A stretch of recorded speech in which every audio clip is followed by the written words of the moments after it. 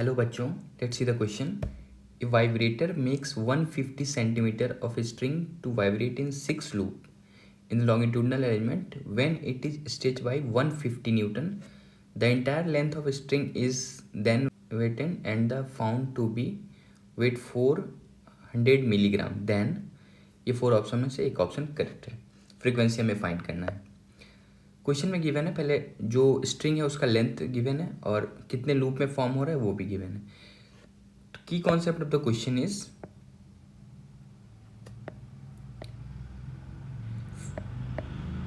velocity of wave is equal to root under t by mu. Velocity of wave in a string is equal to root under t by mu. T for tension and mu for mass per unit length. Okay, तो इस चीज़ को use करके हम लोग इस question को बनाने की कोशिश करते हैं.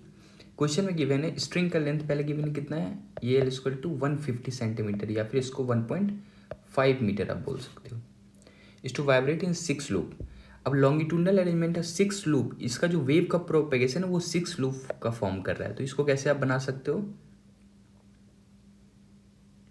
ये 6 लूप कहाँ से कहाँ तक होगा अगर आप देखो ये 1 लूप हुआ, ये 2 लूप हुआ, ये 3 लूप हुआ, ये 4 लूप हुआ, आगे भी और बना लो, ये 5 लूप और ये 6 लूप. देख लेता हूँ, ये वाला 5 लूप हुआ और ये 6 लूप हुआ. देखो टोटल 6 लूप यहाँ पे बनना है 1 2 3 4 5 6.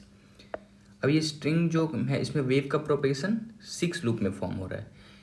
तो यहाँ पे आप क्या कर सकते हो, ये जो लूप बन रहा है इसमें लैम्डा और लेंथ का रिलेशन हम लोग फाइंड कर सकते हैं. कैसे, यहाँ पे लैम्डा कैसे होगा, देखो lambda by 2 lambda by 2 lambda by 2 lambda by 2 lambda by 2 और ये भी लैम्डा बाई 2. इस सबको आप ऐड कर दोगे ये कितना हो जाएगा, 3 लैम्डा हो जाएगा. ये दोनों मिलके लैम्डा और ये दोनों मिलके लैम्डा और ये दोनों मिलके लैम्डा, ये हो जाएगा 3 लैम्डा.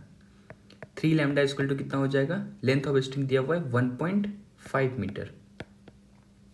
तो यहाँ से आपका लैम्डा निकल जाएगा, लैम्डा इक्वल टू 1.5 बाई 3. इसको आप क्या कर सकते हो 0.5 मीटर. तो इस कंडीशन में वेव के प्रोपेगेशन क्या हमारा लैम्डा निकल गया है वो 0.5 मीटर. अब हमें देखना है और क्या क्या दिया हुआ है. जो स्ट्रिंग में टेंशन का वैल्यू कितना दिया हुआ है 150 न्यूटन और जो स्ट्रिंग है उसका मास कितना है 400 मिलीग्राम है. तो इसको आप क्या कर सकते हो 0.4 ग्राम लिख सकते हो, लेकिन 0.4 ग्राम को आप क्या लिख सकते हो 0.4 इंटू 10⁻³ किलोग्राम. इसको आप किलोग्राम में कन्वर्ट कर सकते हो या फिर इसको डायरेक्ट 0.4 इंटू 10⁻, या फिर 400 इंटू 10⁻6 किलोग्राम भी आप लिख सकते थे. तो ये हो गया. अब हमें क्या करना है, वेलोसिटी ऑफ वेव निकालना है. ये फॉर इक्वेशन क्या होता है, root under T by mu. अब आपको क्वेश्चन में दिया हुआ है फ्रीक्वेंसी फाइंड करने को. तो वेलोसिटी और फ्रीक्वेंसी में क्या रिलेशन होता है, velocity equal to lambda into F.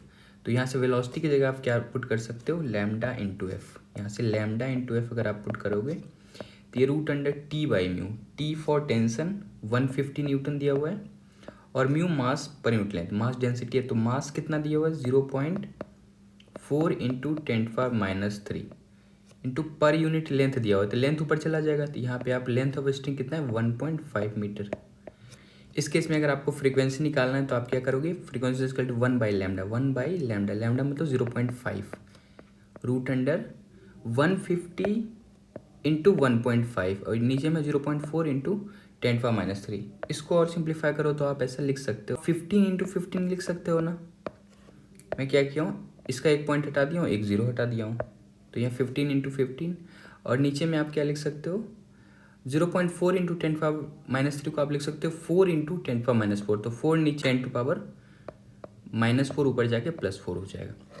यहाँ तक करेक्ट है, 10⁻+4 हो गया. ठीक है, इसके आगे देखते हैं. इससे आगे मैं दूसरे पेज में ले रहा हूँ.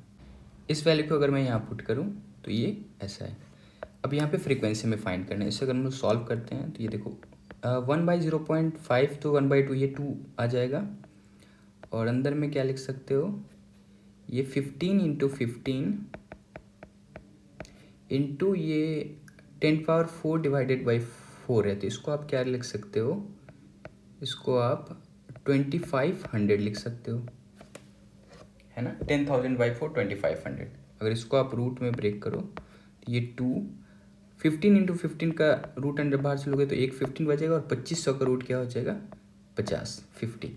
अब इसको आप सॉल्व करो, यही आपका आंसर हो जाएगा। तो फ्रीक्वेंसी इक्वल टू कितना हो जाएगा, ये 2 मल्टीप्लाई बाई 15 30 हो जाएगा, 30 इंटू 15 1500 आ जाएगा। तो फ्रीक्वेंसी आपका आ गया 1500 हर्ट्ज। इसको आप क्या लिख सकते हो, 1.5 किलो हर्ट्ज भी लिख सकते हो, किलो हर्ट्ज। तो फ्रीक्वेंसी कितना है, 1.5 किलो हर्ट्ज। तो इसमें कौन सा ऑप्शन करेक्ट हो जाएगा, ऑप्शन नंबर सेकंड। अब देखो इस क्वेश्चन में एक और चीज पूछा जा रहा है, the distance between two nodes is 25 centimetre and 30 centimetre. 2 option दिए हुए हैं। तो एक बार ये भी चेक कर लेते हैं कि ये दोनों ऑप्शन में से कोई करेक्ट है कि नहीं।